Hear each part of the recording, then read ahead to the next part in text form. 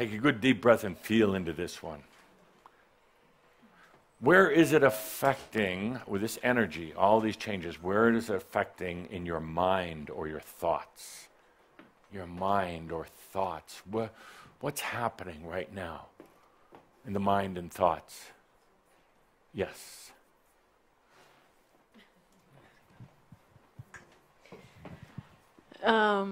My mind goes crazy. Yes. Why? It Why? worries. Why?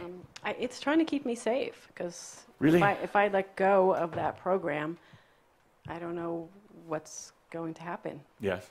Have you ever tried just to see? Moments, sure. Yeah. Yeah. Well, how long of a moment? A few moments here and there. And what happened? It's nice and quiet. Yes. But this is good, and I'm not trying to laser in on you, but you speak for many people. Why the worry, could we call it slight obsession? Good. Slight More obsession? than slight, yeah. Yes, very slight, tiny, almost couldn't even spell it. The worrying, the fear, it's just mental chatter. And if it wasn't that, you'd be doing crossword puzzles obsessively. It's occupying the mind. Why? What benefit are you deriving from it? Stop smiling, Mark. What benefit are you deriving from it? None. Yeah, none. Then you wouldn't be doing it. Well, I think in some way, I think it keeps me safe from moving into something You different. think, but what really, just let's do common sense here. What benefit is being derived? Because every one of you who has any sort of thing right now that's going on, I don't care if it's a financial thing, a health thing, a slight obsession thing, I don't care what it is. But you are deriving some benefit from it. Otherwise, you would have let go of it a long time ago. It serves you somehow. Every one of you, look at yourselves for a moment. Whatever that is, you are deriving a benefit. It is serving you. And therefore, all is well in all of your damn creation because it is serving you. It's doing something. You're loving it. Otherwise, you would have left it. So, how is it serving you to have this? It's a distraction. It's a distraction, absolutely. But distracting from what? From me. So do you think maybe if you took that pause and stopped the mind chatter, and that's really all it is a huge distraction, and it could be in the form of, as I said, doing crossword puzzles all the time or worrying about things. What would happen then? You would have to face Myself. Good. Now, what would be the biggest fear about facing yourself? I wouldn't like me. I like you. Why wouldn't you like you? I don't know. I'm assuming I've done lots of bad Oh, stuff. you have, but that, remember last month? That wasn't me. That's right. I had nothing to do with you. It's not. It's really, I can prove it scientifically that it was not you. Mathematically, scientifically, spiritually, philosophically. It was not you. You get a fresh start. So now, what is there to fear? I'll tell you. Okay, thank you. Thank you. Right when you were on the verge. That there's nothing there. I was going to say nothing. An empty suit. Yeah. What have you got to lose by trying? Falling into nothingness, into a void. It's going to happen sooner or later. If you die and there's really nothing, you're going to fall into that. So why not find out now? So you can enjoy the rest of your life. When you discover that there really is something there, and it's not what you thought it was. That's the best part, and the toughest part. What's there is not what you have ever thought it was. Nothing like it at all. So give it a try, really. Now, your mind's going to still want to stay occupied doing something because it's used to cranking out energy and solving problems and that. But it could be channeled, keyword, into something more productive. There's no reason to worry. And I'm talking to all of you. I look sometimes at your lives and how much is occupied any given day on just worrying about something, things that are not going to happen. Haven't you figured that out by now? What you worry about generally never happens. It's a spiritual law. Yeah. Good. But I'm afraid that what if I stop worrying and then that's the time it happens? Then I'm serious. I would say to you as a Professor Adamus, go for the experience. Really, go for the experience, everything falling apart. Or has it already? I've done that. Yeah. So all that worrying blew everything apart, and you're still here. You haven't disappeared. Maybe there's something new to discover. Yeah. I'm going to challenge you, and we're going to have you up here next month. You are coming back, aren't you? Maybe. I mean, after the end of the world, of course. If we're here. Yes. You know how many people have worried about the end of the world, build bomb shelters underground, and done all sorts of other crazy things? And, you know, December 22nd is going to be a dark day for them. A sad day. Why? Because they're going to say, I got it wrong again. I even got the end of the frickin' world wrong. I screwed up once again. So, between now and next month, don't worry about anything. Sorry, I mean, you think, oh, I don't know if I can do that. Sure you can, just choose not to. What do you do when worry starts coming over you? Sometimes I stop and I take a deep breath. Yeah, sometimes. And I say to myself, this too shall pass. Yeah, there's two, it wasn't you. Not only will pass, but it wasn't you. All the fears, all the worries are brought up by remembrances of things from the past, which are now irrelevant because we're going into a new energy, you see. So it really wasn't you. So when the worry comes up, you take a deep breath and kiss it, just like Edith and I kissed before. Embrace it. Never lived that one down. Embrace it. Dive into it. Dive into it. You have nothing to worry about. Instead of letting it chase you around the block and through your dreams, dive into it. See what happens. It's just energy. You'll find out that the worry really is just a facade. Yeah. Stop. That worry is just chasing you down the street, right in your tail. Just turn around and face it and see what happens. Don't battle it, though. Go into it. What's the difference? Battling is you're becoming adversarial. You're trying to overcome it or overwhelm it. Like there's a fight, and there's really not. Just go into it. Walk right into it. Like, just walk right into it. And just try it. I will. Yeah, you probably will. Once. I will. So for a whole month, and then next month, please, tell everybody how magnificent you feel, how gorgeous you look, how at peace you are, and now you don't know what to do with all this extra energy. Yes. Okay. Good. Thank you. Good. Thank you. Edith wants to talk about, yes. Linda's coming with a microphone, so the whole world can hear you. Uh-oh. What, pardon me, what if you have not been worrying and I have not been worrying and I've grown a cancerous tumor in my right breast? Yes. And I don't like that. Why did I do that? I'll let you answer the question if you stand up.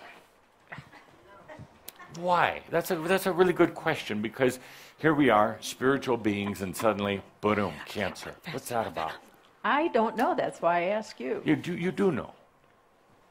Well, it's stupid. That's all I know. Yeah? Is it going to stop you, Edith? No. Good.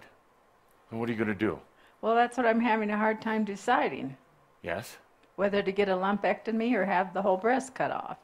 It doesn't really matter. That's not part of it. What are you going to do? Well, I'm just going to keep doing what I do. Good. And Yeah. choosing life. Yes. And breathing. And breathing. And, Yes. and like Gail said before, don't go along with this concept that your body is going to be vulnerable to disease. Now, all of you've carried around a lot of energies that sooner or later are going to show up in a disease if you don't release it beforehand, if you cling on to it, clenching your jaw with it. There is cancer and other diseases in every one of your bodies right now, not to make you worried or anything, but there is. But it's just energy. And you don't have to go along with it anymore at all. I Every would one of like you. it to just be gone. I've been trying to release it, and my friend in Canada sent me some little sayings to say from the angels, and uh-oh. Really? Really? Yes, you need it really? From a Canadian?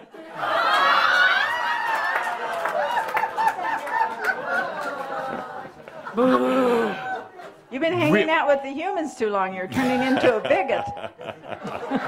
No, I'm a consummate entertainer. Yes, you To are. keep you all alive. So, really, that somebody, really, these little sayings from angelic beings, and you're repeating them, I'm not going to tell you. You'll make fun of me. I will never make fun of you today. Edith and all the rest of you, really? Really? How about just choosing health? How about getting out of your minds? Because the moment you start reading little things from angelic beings, I don't care how many times they tell you it was passed around the world and saved how many millions of people, which is not true anyway. The minute you are putting your power into something like that, your body is saying exactly what I just said. Really? Okay, I'll step back. Really? I have everything you need built in right here to heal myself. Your body is saying, I know how to bring in energy. I know how to rebalance. I know how to eliminate energies that really don't serve my biology anymore. But really, if you want to read little quotes from angels that the frickin' angels never said in the first place, okay, you have at it. You have at it. And we'll stop self-healing. We'll stop bringing in the energy, and we'll just let you go through your experience. No, I don't want to. I appreciate your reminder, and I know you're totally correct. Not totally. But I have been doing those things too. And How about taking a deep breath and saying, dear body, I command you to serve me. I did in that. health, in living. Dear, any old energies that are here, aspects or whatever, I divorce you. You are not me. I'm off on a new trail. What happened yesterday is you. I am that I am. I guess as simple as that. Need to It's love as simple myself as a little that. more. Really? Yeah. Yes. So, Yes. okay. Yes. You can heal yourself. I want to. Yes. Okay. No, you're going to. Okay. You have to. Yes, I do. I have to report to my Ascended Masters Club, and they're keeping track of you, Edith. Okay. Yes. Thank you. I'm your coach. Thank you very much. You're my excellent And coach. the best thing, keep it simple. Don't distract yourself with, we're going to talk about this in just a minute, where you are getting stuck right now, but don't distract yourself with anything that comes from outside of you. There is no holy water. There isn't. No. There is not. Yes, there are some things that have a little bit of a value in getting you out of fear and off of dead center. But at a certain point, some of those things, the sacred waters, whatever it happens to be, Egyptian healing rods, Calder is telling me, these type of things are ultimately a greater distraction than the small amount of healing that they ever do. It is you that are doing it. Right, yeah. My That's sister sent me a book full of alternative healing that's been driving me nuts. Yes. And alternative healing will have a radio show with Dr. Doug and Linda about alternative healing. There's some of it that is very good if you are the one basically prescribing it for yourself, if you are the one, because there are things, water does help, but not water bought by somebody that's charging $25 a liter and telling you it was blessed by some guru that doesn't even exist. That is a trick. Well, these are chemical things. Like one thing's called protosalin. It's made from herbs. And Yeah. But let's all of us, on the biological thing, which we're going to be getting into in a few months, let's start with what you already have without anything from the outside. And no, it doesn't mean getting off of medications you're on now, but we'll start getting away from those. We'll get the body back into the healing. Good. Now, where were we? Where else? Showing up in your body. And then your mind. What else in the mind? Where does it affect the mind? Oh, Adamus, this is for entertainment value only. It's not medical advice. Well, it's really good medical advice. If doctors would listen, they would learn something.